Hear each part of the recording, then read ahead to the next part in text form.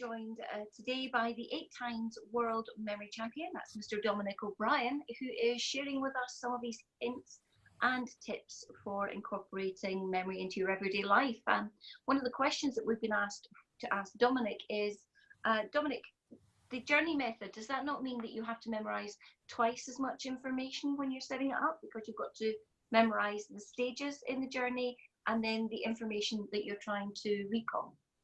Yeah, this is typically a concern that people have, particularly students, if they've got to get through a load of history or law or medicine or something like that. The first thing they say is, well, I understand about memory palaces using journeys, locations, the method of Locke as it's called, but doesn't that mean I have to double up on the amount of work that I have to do?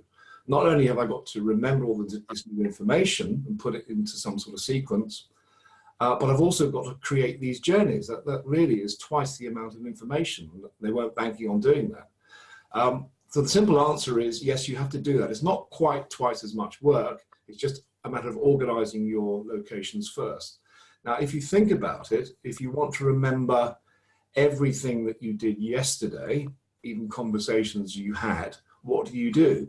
The first thing you do is think back to where you were. It's those places that will reveal all the details, all the episodes that you went through yesterday, even your own private thoughts. In fact, if you think about it long enough, you could probably write a book about what you did yesterday, but you need those locations.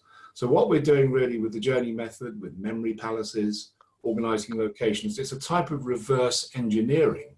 This is the way we remember information. So why don't we just set the locations first and then create experiences, if you like, artificial experiences, by coding whatever it is we want to remember and putting them, associating them with those locations.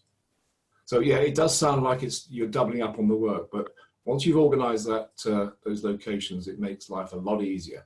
And the great thing about locations, the journey method, is largely you only have to go through the information once. Of course, you need to review it, but it takes away the drudgery, if you like, of rote learning, repetition, going over and over again, which is very, very dull and very, very stressful.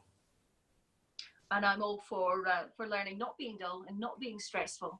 In fact, one of our new TBLI memory trainers explained that the loci that you set up in advance is like setting up the filing system.